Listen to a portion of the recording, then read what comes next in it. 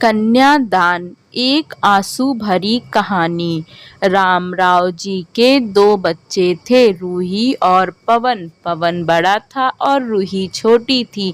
दोनों ही पढ़ाई में बहुत होशियार थे। रामराव और रूही की माँ लता रूही को लेकर बहुत चिंतित थे, क्योंकि रूही ने अपनी शिक्षा पूरी कर ली थी।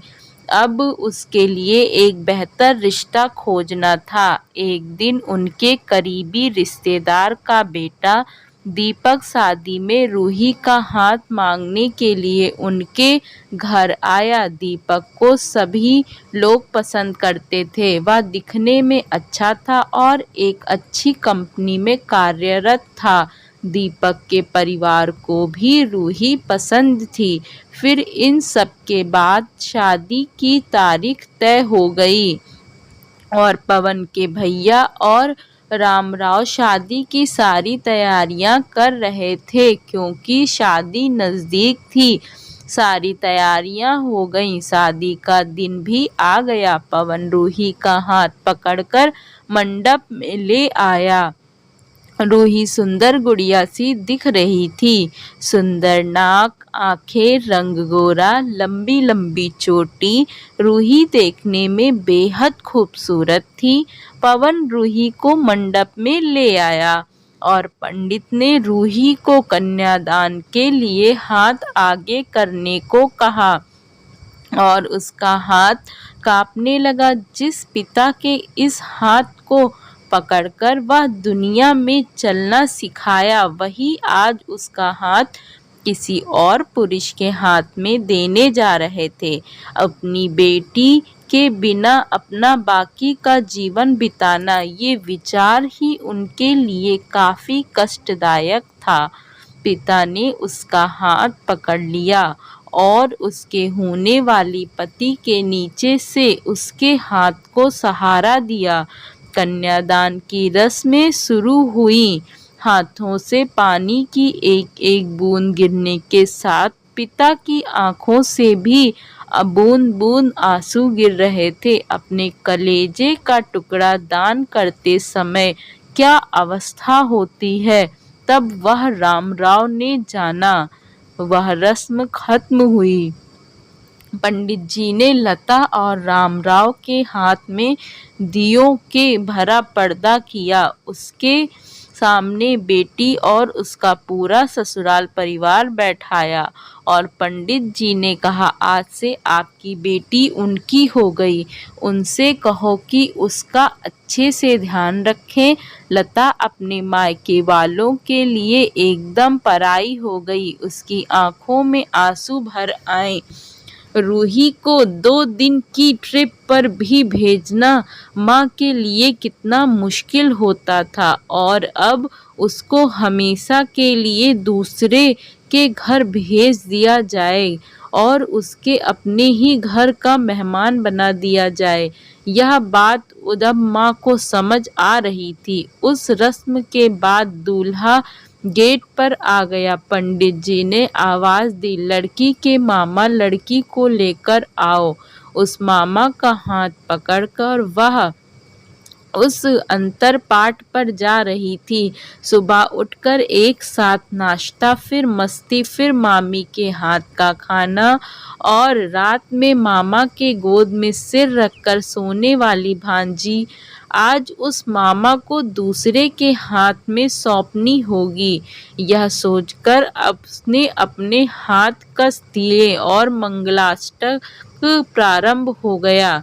भाई दूज के दिन बिना कुछ मांगे मिलने वाला गिफ्ट, एक साथ फोड़े हुए पटाखे, टीवी कौन देखेगा, इस पर झगड़ा और दादाजी गुजर जाने के बाद उन दोनों का गले लगकर रोना। दोनों भाई बहन आज एक दूसरे को देख रहे थे। उतनी ही देर में मंगलाष्टक समाप्त हो गया। मंगलाष्टक समाप्त हो जाने के बाद रूही अपने आगे आने वाले नए जीवन को लेकर उत्साहित हो गई। रूही ने वरमाला पहनाई और अपने पति दीपक के पास खड़ी हो गई। रूही के सामने बहुत से लोग खड़े थे। कुछ आशीर्वाद दे रहे थे और कुछ पास होकर स्तुति कर रहे थे। फोटो के लिए उसकी सहेलियां आईं।